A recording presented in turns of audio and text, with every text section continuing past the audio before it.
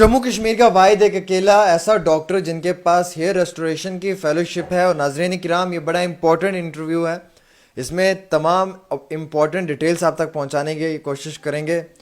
और सबसे इम्पॉर्टेंट तो ये है कि जिस तरीके से आज हमारी आती नस्ल के जो युवा हैं, इनके बाल सर से गिर रहे हैं, स्किन को लेकर कई सारे अहम तरीन सवालात होंगे। और ये जानने की कोशिश करेंगे कि कहाँ पर कमी रह चुकी है या कौन सी ऐसी चीज़ें हैं हमारी रोज़मर्रा की ज़िंदगी में जिसकी वजह से इस तरीके की मुश्किलात का हमें सामना उठाना पड़ रहा है। हमारे साथ ख़ुसूसी इस प्रोग्राम में डॉक्टर मुबशर जी हैं। हम इनसे तफसीलाती तौर पर समझने की कोशिश करेंगे और हर अहम तरीन सवालात इनसे करेंगे और आप तक जवाब पहुंचाने की कोशिश करेंगे। बहुत बहुत शुक्रिया डॉक्टर साहब वक्त देने के लिए। स्टार्ट करेंगे हम पहले जो है वो हेयर से।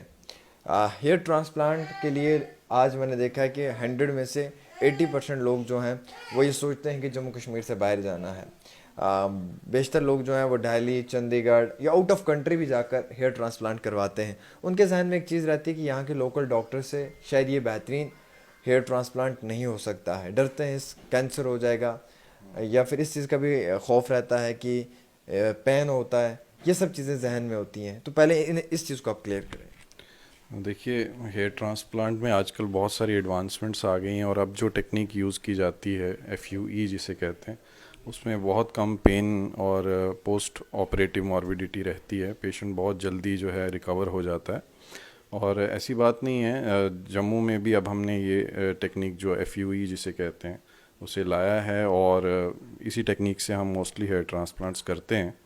और बिल्कुल यहाँ पे हो सकता है, ऐसा नहीं है कि दिल्ली या चंडीगढ़ में जाने की ज़रूरत है, बिकॉज़ हमने प्रॉपरली इसका प्रोटोकॉल जो है उसको JNK में लाया है। मैंने खुद फेलोशिप की है इसी हेयर ट्रांसप्लांट और रिस्टोरेशन में, तो कोई घबराने की बात नहीं है। जो भी पेशेंट्स हैं वो हमारे पास आ सकते हैं।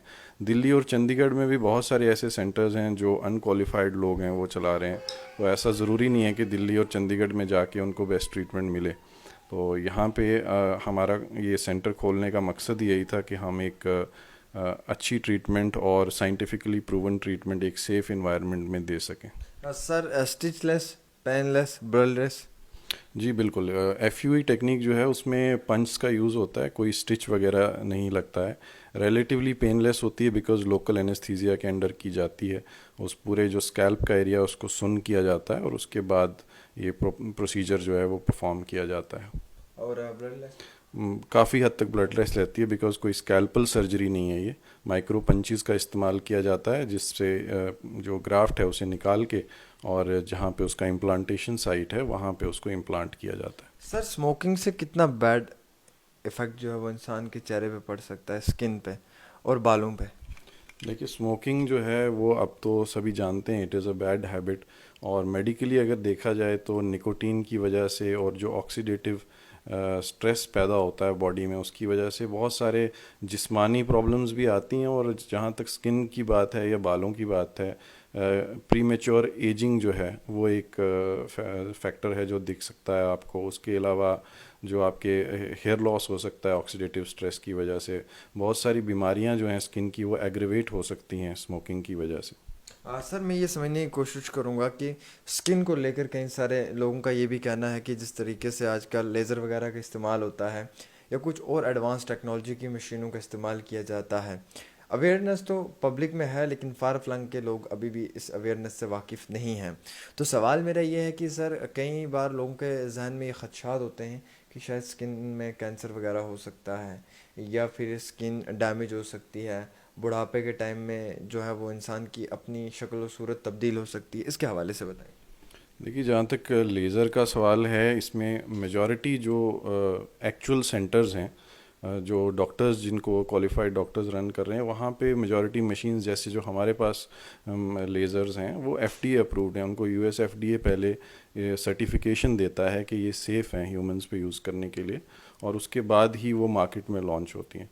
तो आपको उसमें ये ध्यान रखना है कि आप किसी क्वैक से या किसी अनक्वालिफाइड आदमी से वो ट्रीटमेंट ना करवाएं, किसी क्वालिफाइड डॉक्टर से करवाएं जिनके पास जो मशीन्स हैं उनका FDA सर्टिफिकेशन होना चाहिए, और उससे आप डॉक्टर से वो चीज़ कंफर्म भी कर सकते हैं कि आपकी मशीन जो है वो सेफ़ हैं, सर्टिफाइड हैं या नहीं है।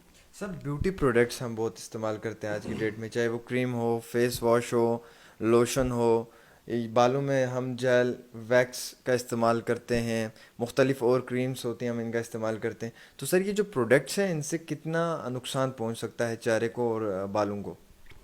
دیکھیے کچھ ایسے کاسمیٹک پروڈکٹس ہو سکتے ہیں جن میں کچھ ایسے الرجنس ہیں جو لوگ سینسٹیو ہیں ان الرجیز کو لے کے, جیسے پیرابن سے یا فریگنینسی سے کچھ لوگوں کو الرجی ہو سکتی ہے, اور ایسے لوگوں کو اوائڈ کرنا چاہیے ایسے پروڈکٹس یوز کرنا. جن لوگوں میں ایسی الرجی پائی جاتی ہے ان کو اپنے ڈرماٹولوجسٹ کو دکھا کے اور اس کا ٹریٹمنٹ کروانا چاہیے. سر ایک چیز تو اور بھی ہے میرے ذہن میں کہ لگاتار جموں کشمیر کے اندر نوجوان پیڑھی کے جو بچے ہیں کہیں نہ کہیں وہ ڈپریشن کا شکار ہو رہے ہیں, اور ڈپریشن کی وجہ سے بھی کیا ہم لوگوں کے چہرے کا رنگ بدل سکتا ہے؟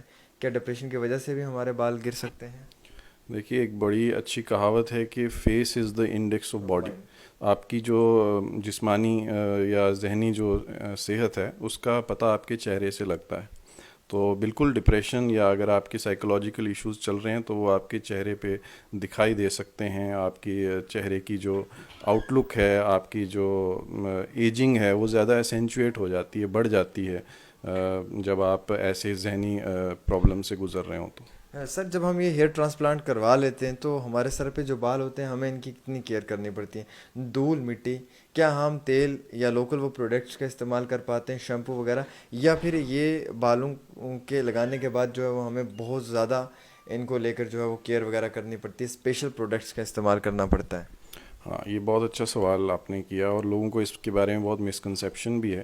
دیکھیے ہیئر ٹرانسپلانٹ بیسیکلی ایک پروسیجر ہے جہاں پہ آپ ہی کے بال ایک ڈونر ایریا سے لیے جاتے ہیں اور جہاں پہ ان کی ضرورت ہے ان کو امپلانٹ کیا جاتا ہے. تو کچھ مہینوں کے بعد جب آپ کے وہ زخم جو ہیں وہ بھر جاتے ہیں, جب ہیلنگ کمپلیٹ ہو جاتی ہے, اس کے بعد ان بالوں کو کوئی بھی اسپیشل کیئر کی ضرورت نہیں ہوتی. جو آپ نارملی اپنے بالوں میں شیمپوئنگ کرتے ہیں, جو آئل اپلیکیشن کرتے ہیں, وہ آپ بالکل ویسے ہی کر سکتے ہیں.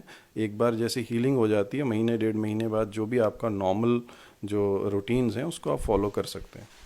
سر کیا الکوہل وغیرہ یا ایسی نشیلی چیزوں سے بھی جو ہے وہ اسکن اور چہرے کے بالوں پہ اثر پڑ سکتا ہے؟ جی بالکل. الکوہل اگین جیسے اسموکنگ کی بات ہم کریں تو ویسے ہی الکوہل بھی ایک بیڈ ہیبٹس میں ہی گنی جاتی ہے, اور الکوہل کا بھی کچھ حد تک سملر برے تاثرات پڑتے ہیں ہمارے بالوں پہ بھی اور ہمارے چہرے پہ بھی. سر بالوں کے ہیئر ٹرانسپلانٹ کے لیے کن چیزوں کا ہمیں سب سے زیادہ خیال رکھنا چاہیے اپنی ہیئر پلانٹ کروانے سے پہلے؟ دیکھیے ہیئر ٹرانسپلانٹ کروانے سے پہلے ہم پیشنٹ کو جو بھی ان کی پرسنل ہیبٹس ہیں ان کے بارے میں پوچھتے ہیں کہ اگر وہ اسموک کرتے ہیں یا الکوہل کنزیوم کرتے ہیں تو اس کو انہیں ریسٹرکٹ کرنا پڑتا ہے. اس کے علاوہ کچھ بیسک ٹیسٹ کیے جاتے ہیں. اگر آپ بہت زیادہ موٹاپا ہے, ڈائبٹیز کنٹرول میں نہیں ہے یا ہائپر ٹینشن ہے تو ان کیسز میں بھی ہم ہیئر ٹرانسپلانٹ کو اوائڈ کرتے ہیں جب تک یہ پروسیس جو ہے وہ انڈر کنٹرول نہ آ جائے, ڈائبٹیز, ہائپر ٹینشن یا باقی بھی جو بیماریاں ہیں, کوموربیڈیٹیز ہیں. سر ایک آخری سوال رہے گا اسکن کے حوالے سے. اسکن کو لے کر ہر انسان جو ہے وہ یہ سوچتا ہے کہ چہرہ خوبصورت ہونا چاہیے, اور بیشتر یہ بھی ہے کہ ہم لوگ زیادہ کافی ایڈکٹیڈ ہوتے ہیں, چائے کے ایڈکٹیڈ ہیں ہم. اچھا ہم زیادہ ایسا بھی کھانا کھا لیتے ہیں جو ڈرائی ہوتا ہے, یا پھر ہم باہر کا کھانا بہت زیادہ کھاتے ہیں, جنک فوڈ. اس سے کتنا بیڈ امپیکٹ پڑ سکتا ہے اسپیشلی لڑکیوں کے لیے؟ تو میرا یہ سوال ہے کہ لڑکیاں بہت چاکلیٹس وغیرہ کا استعمال کرتی ہیں, تو کیا یہ چاکلیٹس بھی کہیں نہ کہیں ایک مین پوائنٹ بن سکتا ہے؟ دیکھیے یہ سبھی جو چیزیں ہیں جیسے جنک فوڈ ہو گیا, پیسٹریز, چاکلیٹس, یہ ہائی کاربوہائیڈریٹ ڈائٹ میں آتے ہیں جس کی وجہ سے صرف اسکن اور ہیئر پہ نہیں بلکہ باڈی پہ بھی برے تاثرات پڑ سکتے ہیں. اوبیسٹی آ سکتی ہے, آپ کی اسکن کی, آپ کی بالوں کی ہیلتھ پہ افیکٹ ہو سکتا ہے. تو جسے ہم ایک ہیلدی ڈائٹ کہتے ہیں اس میں زیادہ تر جو آپ یوز کر رہے ہیں وہ فروٹس, گرین لیفی ویجیٹیبلس اور ایسی چیزوں کا استعمال کریں. جہاں تک نان ویج ڈائٹ کا سوال ہے یا فیٹی فوڈ کا یا ہائی کاربوہائیڈریٹ ڈائٹ, تو آج یہ سائنس اسے کلیئر کر چکی ہے کہ آپ کو ان چیزوں کا اوائڈ کرنا چاہیے, ایٹ لیسٹ ایک لیول تک ریسٹرکٹ کر کے رکھنا چاہیے تاکہ آپ کی ہیلتھ پہ اس کا نقصان نہ پہنچے. چلیے بہت بہت شکریہ ڈاکٹر صاحب, آپ نے اپنا قیمتی سمے دیا. ہمارے ساتھ ڈاکٹر مبشر مشکور جی تھے جن کی جانب سے کلیئر کیا گیا ہے کئی سارے اہم ترین سوالات کو لے کر, چاہے وہ ہیئر ٹرانسپلانٹ ہو, آپ کی اسکن ہے, آپ اسکن لیزر کے حوالے سے اگر بات کر لیں, بالوں کا ہیئر ٹرانسپلانٹ کروانے کے بعد کیا کینسر ہو سکتا ہے، کیا ایسے سمٹمز آپ کے اندر پیدا ہو سکتے ہیں. تو یہ تمام وہ خدشات عام شہریوں کے اندر تھے جو وقتی طور کلیئر کرنا انتہائی بہت ضروری تھا. حالانکہ ان کی جانب سے ہیئر ٹرانسپلانٹ کروایا جا رہا ہے اور یہ خود کرتے ہیں. اور ناظرین کرام، ان کا جو کلینک ہے وہ شہیدی چوک میں ہے، اوقاف کی جو عمارت ہے اس کے اندر ہے. آپ ڈاکٹر مبشر جی سے رابطہ کر سکتے ہیں، ان کا دیا ہوا نمبر ہے اسکرین پہ، آپ اس پہ بھی رابطہ کر کے ان سے جو ہے وہ اپوائنٹمنٹ لے سکتے ہیں. اور وقتی طور جتنی بھی آپ کی مشکلات ہیں یا جو بھی آپ کو اس ضمن میں جاننے کی کوشش کرنی ہے وہ آپ ان سے جان سکتے ہیں. فی الحال کے طور پہ ایک خاص رپورٹ ڈیلی تسکین پہ عامر سہیل کے ساتھ.